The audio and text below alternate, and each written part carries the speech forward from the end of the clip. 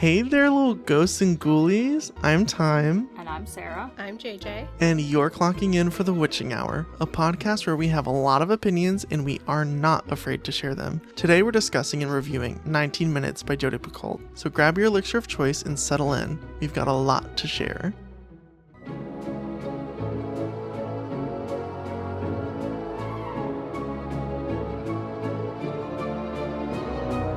Before we get started, I do want to issue a massive trigger warning for this episode. 19 Minutes is a book that deals heavily with topics such as school shootings, bullying, death/murder, suicide, and way too much along those lines. If these topics are too much for you, feel free to skip this episode and come back next week for something lighter. And you know what's best for you. I just felt like this book was not good. But I also know that that is a hot take when speaking about Jodi Picoult for a lot of people. It's the only book of hers I've ever read, and it might stay that way unless I'm persuaded otherwise. I'll say this, right? It's about a school shooting, and yet there's weird, like, later in life romances occurring. Like, that specifically really, like, put me off. Because I'm like, well, yeah, like, life continues to happen and whatever, but like, you're telling a story which is enclosed between two covers of a book. You don't have to like go that far out. No. Okay, so I just looked her up real quick, and the cover on Goodreads is literally two people holding hands. Sure is. But why? Well, because the cover that I saw on Amazon, which I thought was really compelling, was like a tipped over chair. And I was like, ooh, that's haunting. I really like that. But looking at this, it looks like a romance. And I hate that. And it kind of is. Is it like the school shooting happens and then like later on they find love together because they're trauma bonded, or? No. Okay. So how about I'll give you my quick summary. And in my summary, I do leave out a lot of stuff because a lot of it just feels like extraneous. But we will be talking a lot about the extraneous stuff. It's just I want to get people caught up on like what is actually this is about. The novel follows the lives of a few characters before, during, and after a school shooting takes place in a fictional town in New Hampshire. The shooter, Peter, kills one teacher and 9 other students during the 19 minutes it takes for him to perform the shooting. Also, this book is just like so full of flashbacks and flash forwards, and it's a lot. The first one we get is like a 12-year flashback where we see Peter, who is the shooter, very excited for his first day of school, but then he like immediately gets bullied for having like a superhero lunchbox or something that his mom bought him, and the bully takes the lunchbox and throws it out the window of the bus. Really sad, right? And then this is like his first ever, like first year of school, kindergarten. First grade. Yeah. Okay. Mm-hmm. And this incident leads to Peter becoming like a permanent victim of bullying in his like school environment. And then a couple years after that, by the way, the shooting takes place in 2007 for reference. Okay, so a couple years after the lunchbox incident, it's the first day of middle school, and it's also 9/11. Oh. And so they watch 9/11 on the big TV that they wheeled out, and somehow, some way, Peter becomes more of a recluse and more of a victim because of this, and his best friend at the time, Josie, becomes like the most popular girl in the school because of 9/11. Okay.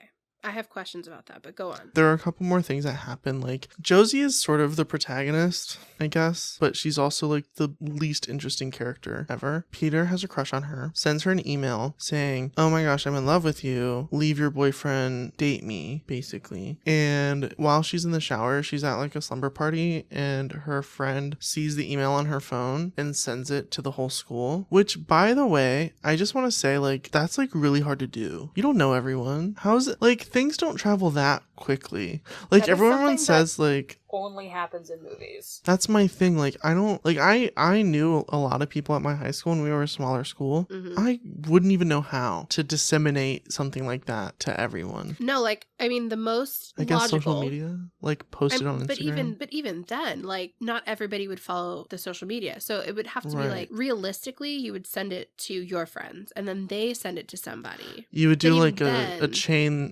letter. Yeah, I guess. That's just, I don't know. Anyway, that's just a thing thing I have about every time that happens in media. So she sends it to everyone. And then this friend also convinces Peter that Josie likes him back, which she doesn't. And they hadn't been friends for like years at this point, Josie and Peter. And so the next day at school in the cafeteria, Peter's like, okay, well, she likes me back and I like her. So I'm going to go up to her and like announce it or whatever. Grand gesture. And he does. And Josie's boyfriend pantses Peter, pulls his pants down in the cafeteria in front of everyone. And yes, his underwear does go down too. Mind you, he's like 17. Traumatic experience. Like that one, that's rough. I mean, I would like drop out though. I would not. Yeah, I wouldn't shoot up the school. Go on a shooting spree. I would. It's just not for me personally. Yeah. But that. Okay, go on. I have so many annoying thoughts about this. Continue. And then so a couple stuff like that happens, and then one day he just decides he's gonna do it. He's had a plan, right? He's had a plan. There's always a plan. He has like stolen guns, assault rifles from like his neighbor who was a war veteran or a retired cop or something. I don't know. And so he decides he's gonna execute his plan and shoot up his school. And we're not gonna go crazy into detail about the actual shooting, but during it, he stops for a second and eats Rice Krispies in the cafeteria while like being surrounded by blood and stuff. And that like is a moment in the book that everyone always points out as being like, whoa, no way. He ate a childhood cereal while he was committing these atrocities? The representation, the symbolism, it's out the wazoo. And I'm just not in that camp of people personally. Thyme, I'm not like other girls over here. I'm not, apparently. Because I read that, when I read this book and I saw that, I said, okay, that's weird. That's weird of you. The hygiene literally, of the Rice Krispies. I was going to say, like, what does it say about me that I'm like, dude, you're surrounded by blood and dead bodies. Like, that's like, this is not a it's a biohazard. Like, I don't know. That just really, like, it wasn't set up right. And then real quick, the book also, like I said, it goes forward in the future a little bit, and they show, like, the trial of Peter. And I want to hear your thoughts based on what I've said now before I hit you with the most insane shit from this book. Okay. I have so many questions. Okay, first of all, Josie, his best friend, right? Mm-hmm. Did she know somebody who died in 9/11? Like, no. What is the purpose of, like, no. What is 9/11 as a vehicle? Like, how does she become popular? Right. So how I am conceptualizing what happened was they were sitting in the library and they had the TV wheeled out, like the big one, you know. They're all like scared and freaking out. Obviously, they're 5th graders or whatever. And Josie is like freaking out with this girl who is the most popular girl in the school. And so they like trauma bond, I guess, and become friends. And so that's how she like hits her rise. And then Peter, I guess, cried too hard or something, or I think he like passed out and then people made fun of him for it. I might be misremembering. Okay, but yeah, I feel, listen, okay, this already clearly is a very fucked up plot. You're writing about a school shooting, and that's already like trauma enough. But why do you need to also add in 9/11? Like, I understand, again, like it's a traumatic thing that happened, yes, right? But the shooting does not happen as a result of 9/11. Right. Like, I guess in some convoluted way because like he becomes less popular or whatever. But like the reality of it is that like thousands of people died in 9/11, and like you using that as a vehicle in your novel to like make somebody popular, what the actual fuck? Yeah. I like at the start of this, I was like, maybe I'll read this book, but like, no, I don't want to read this book. Like, I'm personally offended. It's like that domino meme where it's like 9/11 and then it like tips all the dominoes to like the creation of Twilight and all that stuff.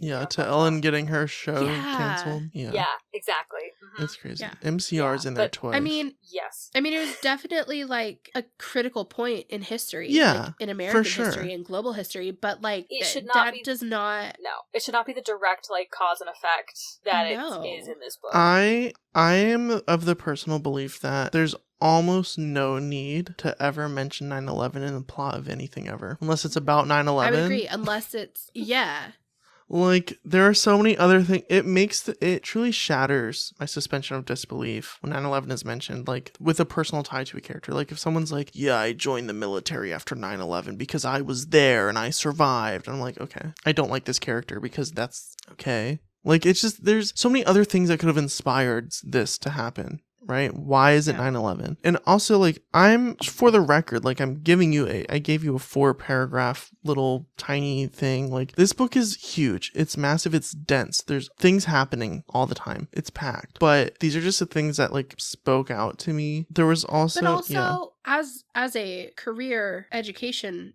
person, because I was in school forever as a student and then also as a teacher, like, I have never seen a kid get bullied for their lunchbox, like, ever. Yeah. So already this is starting off as, like, something so unrealistic. And, like, when you think of this happened in 2007. Yeah. So, like, earlier Columbine happened. Right. And, like, I feel like the lead up, even if this is just very brief, like, the lead up of this is so disrespectful to, like, the victims of Columbine and other school shootings. Yeah. Like, it is so flippant and it's infuriating. Well, her direct inspiration obviously was Columbine. Are you for real? Yeah. That is so disrespectful. That is so disrespectful. Yes. Also, one of her inspirations was seeing how, because she had, like, small kids when she wrote this, and seeing the bullying that happened with them. I don't know if they were the bullies or the victims, but that was inspiration for this. I hate it. Oh my God, I hate it. Now, I do wanna say some of the crazy shit that happened in here, because of this. You asked us, like, oh yeah, what do you think's gonna happen at this trial? And then we were like, first of all, I hate this book. Yeah. I think they're gonna let him go. They do not. That's my prediction. Yeah. They do not. They do not? Thank God. I'll tell you right Lock now. his ass up. I'll tell you right now what happens. Please. He gets charged for 8 counts of first-degree murder and 2 counts of second-degree murder. And then immediately, as soon as the trial's over, he kills himself. As soon as it's over. Mind you, the trial ended like 5 months after the shooting took place. What? I'm sorry, what are you waiting for? What did you think was going to happen at the trial? He lives in the same fantasy world that I do, where they thought he was like, they're going to see that I'm just so dark and crazy, and they're gonna let me go. Yeah, it was it was really insane. And then wait, okay, so but that's not all that. But wait, that's not all that happened at the trial. Okay, I'm sorry. There's more. Josie, okay, go on. I forgot this book was not about this guy. I thought it was about him, not Josie. Well, it is about him. There's multiple main characters. Josie, who survives the shooting, was charged with accessory to second-degree murder and got 5 years in prison because she did shoot her current boyfriend while Peter was in the room with the gun. So he dropped the gun. She picked it up, aimed it at him, and was like, I'm going to save the day. And then turned around calmly and shot her current boyfriend in the stomach. Huh? And then let me tell you something else. I read this book. I have no idea why she did that. So she just said, yeah, I'm gonna, what? Mm-hmm. I don't even have word. Okay. Well, he didn't die from that. But also, that's not accessory. Peter that is murder. Grabbed the gun and then shot him in the head. Realistically, you get shot in the stomach, you're bleeding out. Like, hello. But so it's still, really like, fucked up. This book is fucked and up. Also, she legitimately did not remember that she did that until the trial. Like, and I'm saying legitimately because we can see inside of her mind, essentially. She did not know. She did not remember. She had received amnesia from the incident, which is like, and that happens, right? Like, that occurs. She was injured. She did, like, hit her head during the situation, went to the hospital. Like, that checks out. Cool. And it's fine that she wouldn't have remembered that until the trial, but it's just really convenient plot-wise. It's not just really convenient plot-wise, it's also, like, clearly Jodi Picoult in this book has no problem just, like, piling, and she also takes the whole trauma, book like, one to after humanize another, Peter. after another. But you're telling me that, like, all of this is happening and, like, she doesn't think, like, was her boyfriend being abusive? Was he being controlling? Like, if we're seeing in her mind, why do we not one of get Peter's these answers? Bullies, like, big ones, hence the pantsing incident. And what he did to Josie was basically say, like, hey, we should have sex without a condom this time. And so they did. And then she got pregnant and then miscarried. And that's kind of the short and whatever of it. Okay, but that's also really dangerous because that's so, like, demoralizing for anybody who's experienced a miscarriage. Like, for it to be like, you had a miscarriage and now you're going to commit murder. Like, that. Yeah, This book is problematic as hell. Okay, and you also want to know who the romance is? Yes. So it's Josie's mom, who is, by the way, the judge of the trial. Oh, fuck me. Is it her and Peter? No. Okay. Peter's dead. No, I mean like during the trial. You never know. Anyways, go on. It's Josie's mom who's the judge of the trial, who she does eventually recuse herself, but I'm confused about the eventually here, because one of the biggest points in this plot is that, and her name is Alex, she was given the case and she doesn't know if she should recuse herself or not because her daughter went to was at the shooting. Bitch, your daughter was a shooter. Was there. But even, mind you, she didn't know that. Yeah. But my thing is, you should immediately have been recused because... Yeah, that's a conflict of interest. She was there. Yeah. She was there. I don't understand. To me, that would be a conflict of interest. Yes. Immediately. And eventually she was like, okay, yeah, you're right. I'm gonna step down. So her, Josie's mom, the judge, ends up dating and eventually marrying and having a child with the detective of the case. The detective of the case. The detective of the case that helps puts her daughter? Huh? Yeah. Also, to investigate like the reason, like the motive and everything. And also he's the one who found out that something wasn't adding up with Josie because there was like the bullet entry wounds and like ricochet and whatever, and I don't know. And that was like really stupid to me. Everything about this was stupid to me. So before I sat down and like thought about it, I was like, yeah, it was a book that I read and I had like a good time reading it. I'm realizing the good time I had reading it was going, what am I reading? There's a reason that you have developmental edits. I'm just throwing that out there. Oh, yeah. There's a reason that editors exist. Also, she started writing it in 2006, finished it early 2007. It came out in 2007. Vanity published, calling it.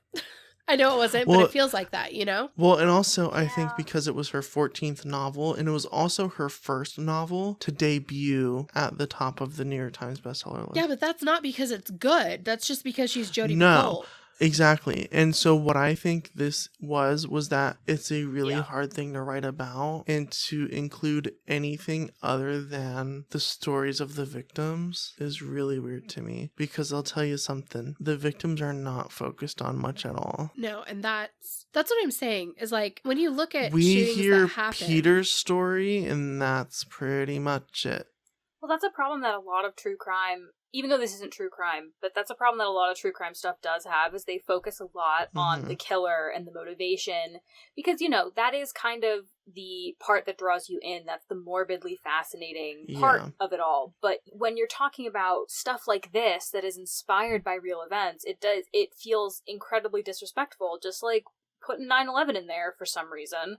To just be like, well, but this is actually about the killer and trying to figure out why he did it, when, like, it doesn't matter why he did it. He killed people. Like, we need to be taking care of their families, not focusing on the case. You get bullied for a lunchbox, you go to therapy. Like, you don't hold on to it for 15 years and then just, like, shoot up your school. Like, I don't understand. I don't understand the connections. And there is another thing.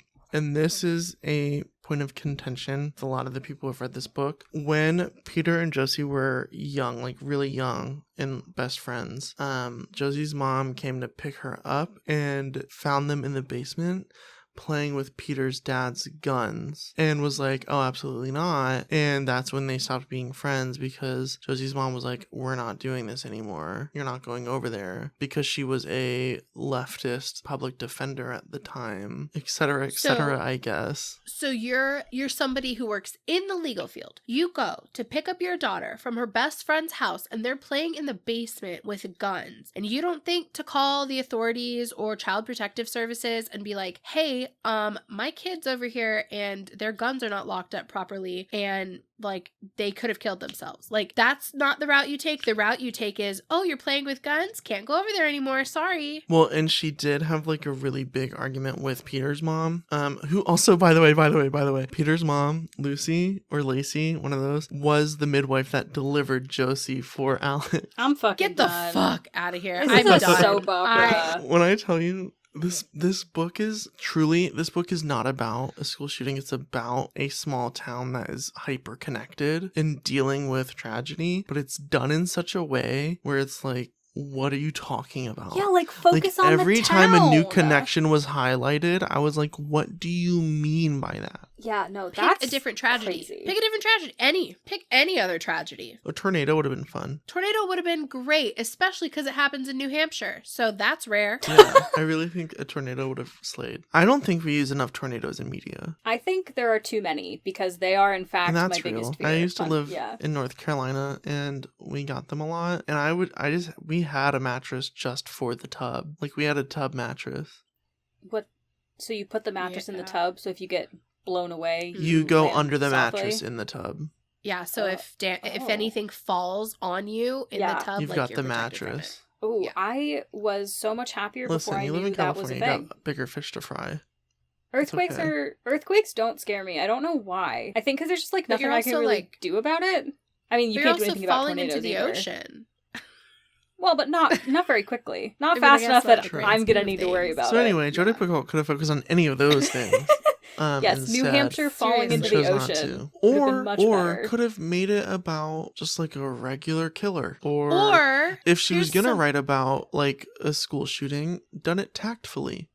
That's or what it really is. Yes. What's your other option? The judge, mom, why don't you just write a clandestine affair between a judge and the detective and like the issues that are created surrounding that? Like, why do you have to have a school shooting? Why do you have to have him eating cereal in the middle? Like, and you know, she was like writing that, like, this is gonna pop off. Like, Yeah, she said, "Oh, I ate." Yeah, she said, "Oh, I just cooked a little." She did. She really thought that. And I hate when you can tell that when in someone's writing, you're reading it and you just know that they are so pleased with themselves for the plot twist or for the symbolism or for whatever. It takes me out of it so much, and it honestly makes me angry. Unless it's done really well. If it's something that's done well, then I'm like, claps, kudos, good job. But this doesn't feel. This feels like she's just trying too hard to be edgy. It's a shock and factor. I hate it. Yeah, that was a big thing in 07. Huge so thing. I'm not In surprised. every field, like in music, it was huge. In TVs and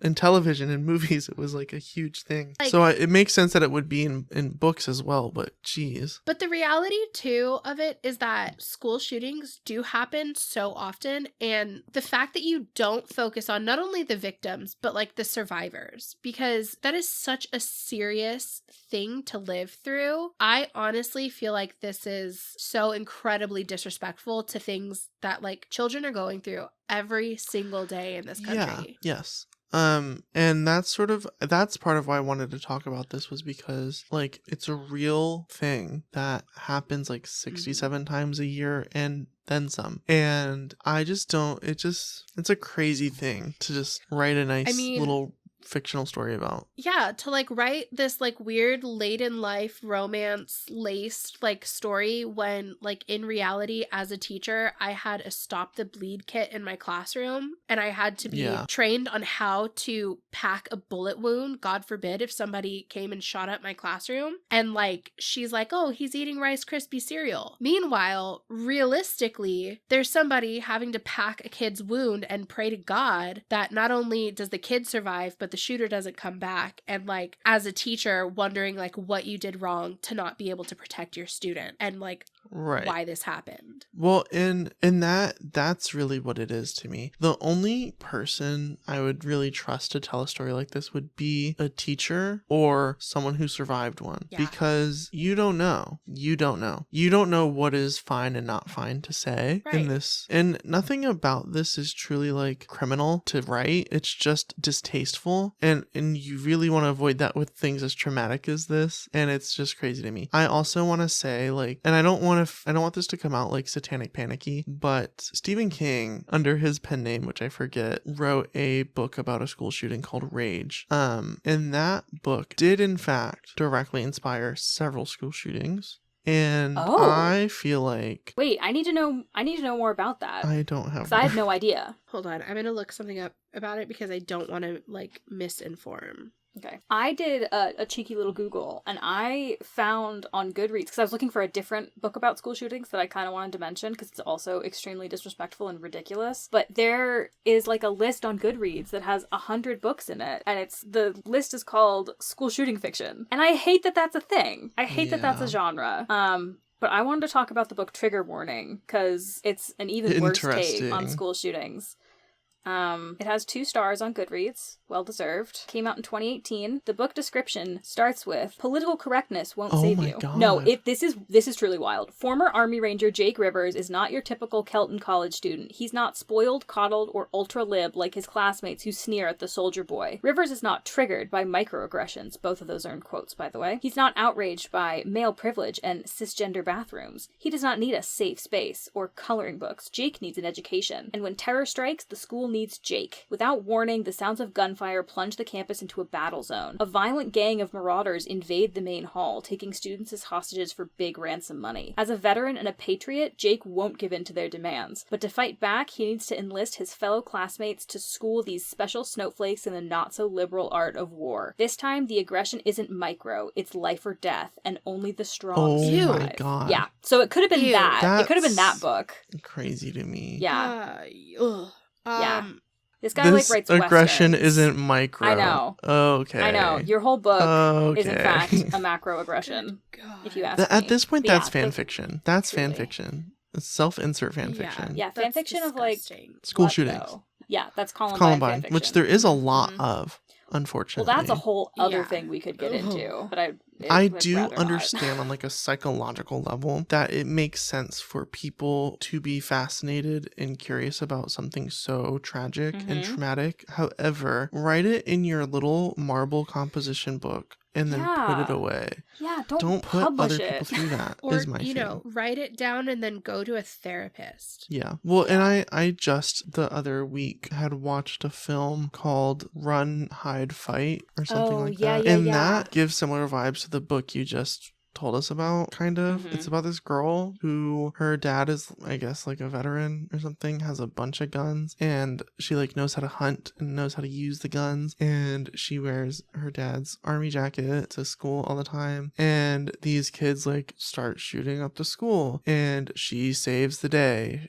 This girl, the student, steals one of their guns, kills them. She kills all 4 of them, like of the shooters, and like her dad ends up coming to the school and like gets one of them through a window with a sniper rifle. And it's like, it's crazy. It's crazy how many instances of fiction there are surrounding school shootings where clearly like the goal is to give power to the powerless, right? But it's done in such a way that is like leaves a terrible taste in my mouth. Yeah, like I get it. I get wanting to sort of like reclaim the narrative, but that's not what I mean. Like trying to take control of something that you can't control because you never know when this is going to happen. You can do your best to prevent it, obviously, but like, you know, at large, the only person you could control is yourself. So I can understand wanting to sort of spin it, especially in like a pro NRA way, if that is your inclination, to be like, well, guns are good, actually. The person is what's wrong. And like, if I were in the situation, I would be totally fine because like that gives you comfort, like the mattress in the bathtub. But that doesn't mean that it's an appropriate way. Like it's different if your antagonist is like a tornado. You can be as mean to a tornado as you want because it's not a person. But with a school shooter, like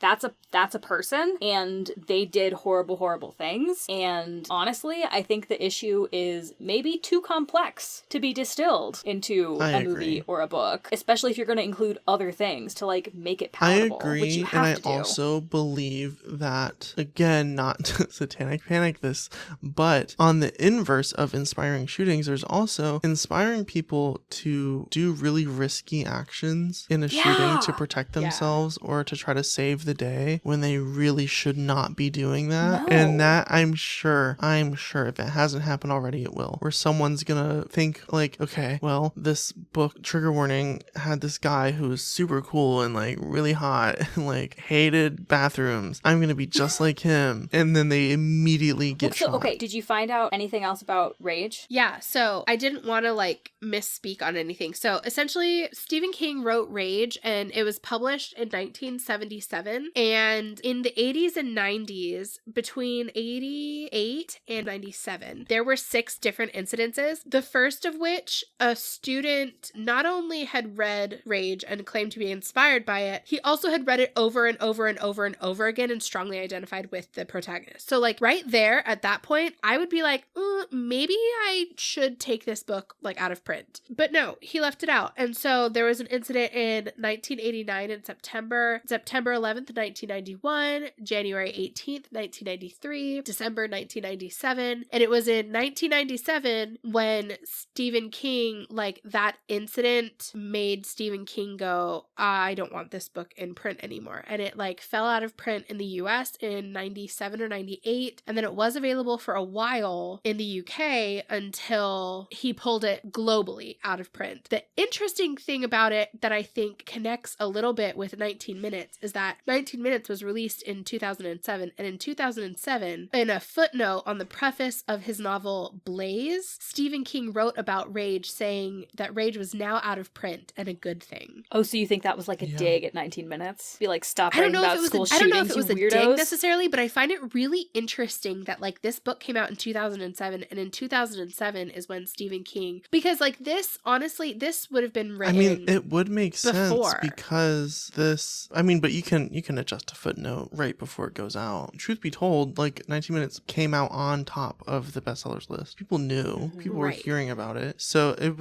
wouldn't be surprised because Stephen King, despite his pitfalls, is a huge leftist and very like into not causing harm with his writing, and so I think that tracks for what I know about him. So 19 Minutes was released a month and a couple of days after Stephen King released Blaze with that footnote. Oh wow.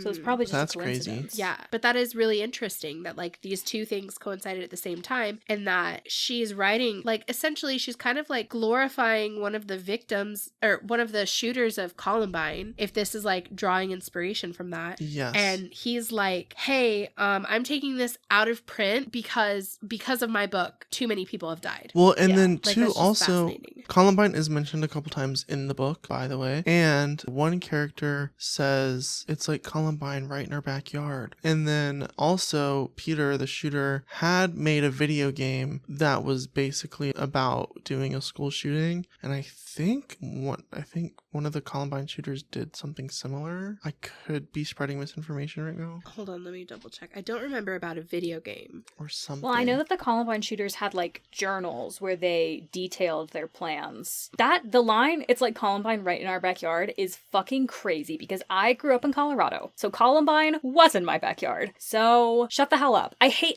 really actually hate when I understand that this is a part of human nature, but I hate when people need something to happen to them personally before they like consider it a problem. Yeah. It's like, can you not empathize? Was Columbine not in the entire United States' backyard? You know what I'm saying? Like, why did it have to actually happen to you before you were like, you know what? Gun violence is dangerous. Right. Like, by the let's way, be honest. Eric Harris, who was one of the shooters, did create a mod of the game Doom, which had it was based on Columbine's floor plan. So that's a direct parallel. Well, and then also in 1998, he was assigned in an economics class to make an ad for a business, and he and his fellow shooter, they like were depicted as part of like the Trenchcoat Mafia, which like a clique in their school, extorting money and protecting preps from bullies. They were not part of the Trenchcoat Mafia, but they were friends with some of their members, and they called the ad like Hitmen for Hire. And so they wore black trench coats on the day of the shooting, and the video, they think, was sort of like a dress rehearsal showing them walking the halls of the school and shooting bullies outside with fake guns. Oh, I just got chills. Yeah. That's awful. Like, okay, I want to do like, what? Both also displayed themes of violence in their creative writing projects of a Doom-based story written by Eric Harris. On January 17th, 1999, Harris's teacher said, "Yours is a unique approach, and your writing works in a gruesome way. Good details and mood setting." Yuck. I do want to say like a little bit of a, not quite devil's advocate here, just like, I guess in defense of people who write about these sorts of things. I'm not saying that like dark and intense fiction shouldn't exist, and I'm not saying that within the fiction you have to like condemn what your characters are doing, but I also think that kind of applies more to like fantasy stuff, where it's like fantasy war crimes are okay. Actual crimes in contemporary novels. And I'll add on to that by so. saying, I would say it's even fine in contemporary novels if you're not going to humanize the perpetrator. That's where I draw the line. Right. Peter in this novel is completely humanized. You are meant to feel bad for him throughout most of the book. You're meant to feel conflicted when the shooting happens. You're meant to be sad when he kills himself. And I don't think many people were. I don't know for sure, but it doesn't come across correctly for me. And that is my problem. If you're gonna tell a story about a school shooting or about any tragedy where one person or one group of people is doing something, do not let them be humanized. It's the same thing that happens in real life with the news, telling stories of the school shooter, like when they were younger or whatever. Oh, this person was a quiet kid who did their work. I don't care. Because they stopped being human the minute they made the plan and then did it. I mean, recently, like the whole thing in Uvalde, like to know what little kids like in elementary school had to go through and what they had to live through. And like there's an interview of one little girl who covered herself in her dead friend's blood and like laid there hoping that she wouldn't be found out to be alive, and she survived. Like the fact that that shit happens and you can handle a book like this, so like it just feels flippant. It feels like there was no like care given. And obviously, like I understand people process through trauma and tragedy in different ways, but I honestly don't know how her editor let this get through. Yeah. Like if you're gonna write something about, because I really struggle with this because I don't want to make anyone feel bad about the kind of media they're interested in or that they consume. I really feel like in cases like this, I personally would rather you not humanize the guy that did the bad thing. But if you're going to, at least spend an equal amount of time on the victims, you know? Like let's not make this tragedy about the person who perpetrated it, because it's not about them. Like they started it, but they affected so many other people. We need to be looking at those people as well. If you want to humanize it, the way to go about it would be, for instance, like if the narrator is a mom who like finds out that her kid was a perpetrator in a school shooting, like that's not necessary. That's like a different kind of humanizing, because it's like there's disbelief there. It's the disbelief that everybody tends to, like anytime someone is like a perpetrator of this kind of thing, everybody's always, for the most part, shocked. Like he was the quiet kid and he was so nice and friendly and helpful and blah, blah, blah. Like that coming from a parent and dealing with that internal conflict, I think that is, in my opinion, the only way that I am okay with reading something that humanizes a perpetrator in any way, because there is a different level of intimacy between like parents and children or like siblings and children than an outsider or a former best friend talking about it and humanizing a person. Yeah. I agree. And that concept is compelling to me because that's not a perspective that you hear. And honestly, I really think what it comes down to is, and I feel the same way about World War II movies. Every time I see another thing about the Holocaust, I'm like, can we shut the fuck up about the Holocaust? Enough. Stop making movies about it. We're done. I'm Jewish, by the way. That's why I feel that way. Like, stop making me relive, like, the trauma of my people. So I really feel like we have seen so much media about the perpetrators, about the shooters, and not about the victims. I feel like it's time, you know? You don't even have the excuse of, like, oh, well, that's what I like. Okay, then, like, go read 19 Minutes. Go find the out-of-print copy of Rage. But, like, if we're producing new media, stop it. Like, no more. Right. I do want to say, like, some of the victims, some, mind you, some are mentioned in this book. Like, they get, like, a moment to be humanized, but largely, no. I don't know any of their names. That's how, like, I don't know any of their names. And I've read the book, and I just did research, and I don't know their names. And that's crazy to me. And also, I do want to say, heavy trigger warning for suicide here. One of the victims, first of all, she had a, like, learning disability or some form of developmental disability, and she died, and her mother went to a gun store and did kill herself at the gun store. Oh my God. So this book feels like trauma. And it is, now that I'm saying these things out loud, but because they're sandwiched between like romance, like, and slice of life things and mystery, like it's torture porn that is hidden well when you're reading it. When you're sitting here and you're having this conversation where you're like, this happens and this happens and this happens, it's like, wow, like I'm just now realizing like how crazy it really was. But when you read it, it's truly like, you're not really getting that that at first, or at least I didn't. And that's crazy too. Yeah. And trauma porn is called that because, like, it does do it for some people. Well, it's called that because it's gratuitous and over the top. But some people are into that, and I don't want to discount that. If anyone who's listening really enjoys these really sad, sad books, good for you. It's not for me. I do think that the general public, well, I don't know. I think the general public does kind of enjoy some trauma porn because it makes them feel better about their own lives and what they're like, well, it could be a lot worse than that. But I don't know. As someone with her fair share of trauma, I don't need more. I can't fathom like a kid reading Jodi Picoult and then going like, oh, I'm gonna go shoot up my school. I can't imagine a kid reading Jodi Picoult, period. But that's that. It just feels like, who's the audience for this? What's the message? And I think that a lot of that is lost here, and it's weird to me. I don't know, like, it's so weird.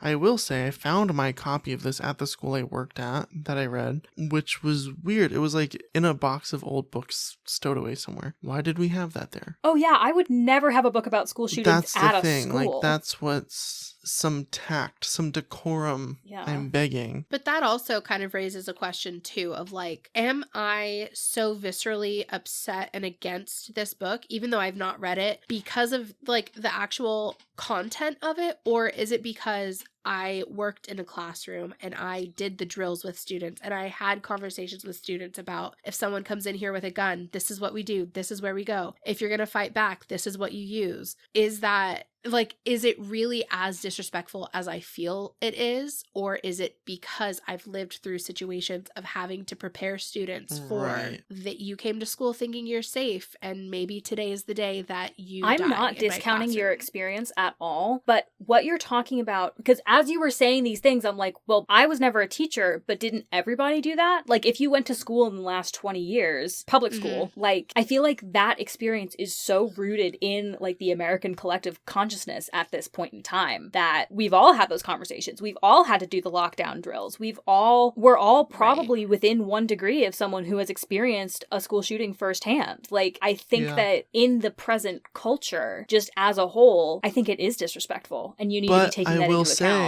in 2007, that may have not been the case. I don't know, because in 2007, we were closer to Columbine than we are now. What I'm saying is, and I'm not on Jodi's side here, but what I'm saying is that I think what this book could have been, if it were done correctly, it could have been something to show, like, maybe parents of kids that, like, this isn't just like a boogeyman situation where, like, oh, a school shooting could happen at your child's school. It's something that happens because truly it's always rooted in bullying, right? Like, that's true. And so I think maybe the messaging that was supposed to be here was like, watch your kids more, or let's actually fight bullying. But that too is a whole different can of worms to open. But like, every time there's a suicide or a school shooting or anything tragic that happens at a school, it's always like, we need to fight bullying, but nothing ever really truly gets done ever about it. And bullying has been on the rise rampantly in the past couple of years, since COVID especially. And so I'm just wondering, like, what's actually being done, because this, I think, is Jodi Picoult's solution, is let's inform the parents, or let's inform the adults of, like, that this is a human situation, that this is a thing that happens and that there are people affected. And I don't think she did a great job of communicating that, but I think that that's what her intention was. But what are the real solutions? I think what else is being done? As with a lot of things, I think the people who are going to be open to receiving her message, and the people who are going to be seeing this book or seeking it out for that reason, are the people who don't need to change. They're already raising kind and respectful children because they actually care about their kids, and they care about stopping bullying. The parents who are bullies themselves are never going to read this book or see themselves in this book. They're not going to see their kid as the bully and see that there's anything that needs to be done about it. Or it could be even worse than that, where, like, you know, the kid has absent parents and they're raising themselves. They're not going to read this book. Or, you know, the parents who should read this book will read this book, and then they are caught up in, like, the love story or whatever, and they're not paying attention to what is actually happening. And I think that's, like, you made a good point, Sarah, too. Like, first of all, I did not feel like you discounted, like, my experience as a teacher at all. all. But I do think that that is a good point that like kind of makes me feel a little bit more justified in my dislike of it, because that is a good point. We all have had to do lockdown drills, and we've all had to have these conversations. We've all had to look at our classroom textbook and wonder, like, is this going to be thick enough to stop a bullet? So like, yeah, I feel kind of justified in my anger. I think everything you've said was very tactful and makes a lot of sense. And I just wish that people would, like, there are other stories to tell. There's also this thing called complete fiction, where you make up a new tragedy. Like, I don't bring aliens into the mix. I don't know. Yeah. Like, I don't, it's just, I would read the heck out of a close-knit town torn apart by like a bear attack or something. Yeah. And like the judge falls in love with the detective who is following the bear around town. Or like the person who's like heading up the task force who has to like tranquilize the bear and like put it out of its misery. Yeah. And then there becomes this like conflict it's just a of bear. interest. It doesn't know any better. And then that's like a metaphor for the man or the bear. No, I was gonna say it's like a metaphor for bullying. It is. I mean, I think if you look at this book as an anti-bullying PSA, it makes a lot more sense, and I honestly think it works a lot better, but it's still the way it was presented could have been done better, because like Stephen King clearly wrote Rage for the shock value, right? And then as soon as he saw, and like I think it's so hard because like, am I ever gonna read these books? No, because I know I will hate them and be very upset, and that's not what I'm about in my life right now. But it, you know, I watch a documentary every so often. I like myself a little true crime every so often, so I could see the appeal of these books if you're in the right headspace. But the problem with 19 Minutes specifically is that it's not enough of anything. Like, there's a weird love story which makes all the gun stuff feel extremely disrespectful. There's a very serious tragedy which makes all the other stuff feel really weird and out of place. Like, it's just, we've already said this a couple of times, but like, what is this book? Who is it for? And even if you say, okay, well, it's an anti-bullying PSA, why did she do it like this? And also the whole 9/11 of it all too. The whole 9/11 of it all. And I do think, though, Sarah, like, you make a good point that Stephen King, right, he does stuff for the shock value. That's, like, kind of his whole thing. And then when you're like, well, who would read a book like this? Teenagers, that's, like, the prime time to be like, I'm going to read this because of the shock value. And people are going to be like, why are you reading that? So, like, I think with Stephen King specifically, I think him pulling publication was a good thing, because he, as somebody who writes shock value, understands that, like, for a lot of these kids, they're picking up that book for the shock value and then finding something in it that he wishes they didn't find. And Jodi Picoult is like, read my book about a school shooter. Come for the school shooting, stay for the late in life romance. Ew. Oh my god. But like, am I wrong though? Also, possible. I hate to keep adding more wild shit into the mix. No. But there's also like a whole subplot of Josie trying to figure out who her real dad is. And like doing a DNA test and like looking through old articles and whatever, and like she tracks him down. This is all before the school shooting takes place. Like tracks him down and like tries to get to know him, and it doesn't work out, and it doesn't go anywhere else. So the school shooting is like just for flavor. Kinda. It's like adding spice it doesn't need, because look, that right there, beautiful plot story, right? What's the small town torn apart by? Josie finds out who her real dad is, and it's like some dude who left town so long ago because there was some shrouded mystery surrounding him, and then the whole book revolves around that. We didn't need 9/11 in a school shooting. If I'm giving Jodi Picoult like some wiggle room here, I think the point of that is to maybe get into Josie's head as per why she would shoot her boyfriend, but it just doesn't work for me. Oh my because God. I'm alive. I've lived. I went to high school, right? And I had fights with my boyfriends in high school and whatever. And I've had like traumatic shit happen to me in high school and whatever. It would take so much for me to shoot another person. And Josie is presented as this rational, very like, I'm doing air quotes here, normal girl. She's popular. She runs with the popular crowd, but she has morals. Like, it's a lot of that and I think all of that is set up just to make the twist of her having been an accessory to this more severe. And that just doesn't work for me, because I honestly think if you're telling a story like this, there shouldn't be a twist, or at least not one like that. I was gonna say, it's a school shooting. You don't need anything more shocking. You don't need extra flavor or added value to the story. It's there. We've got it. When it was revealed that she took part in this and shot her boyfriend, I had to set the book down for a couple days, and I was almost done. I had like 40 pages left or something. It just, and so she went to prison for 5 years. And then while she's in prison, her mom and the detective get married, have a kid. And like, I just don't know why that needs to be said. Like, why is that important? Why is that your ending? Right. The ending should be it's all just, it all just feels so shallow. Like there's just so much going on that none of it means anything. And you can't do that with some of these topics that she included. I'm like, I don't want to censor anybody. I am against book burning. Write whatever you want. Read whatever you want. However. But I don't have to read it. Yes. And I don't have to like it. Exactly. I don't have to read it. I don't have to like it. And I do think that there are some things that like, you just have to, like, if you care at all about what other people think as an author, you have to think about some of the things that you say. Like, you can't just throw 9/11 in there because the only purpose of 9/11 was to make Josie popular. That's bananas. What are you doing? Yeah, that's absolutely when you say it like that. So, I mean, it was stupid to begin with, and you saying it like that is like, wow.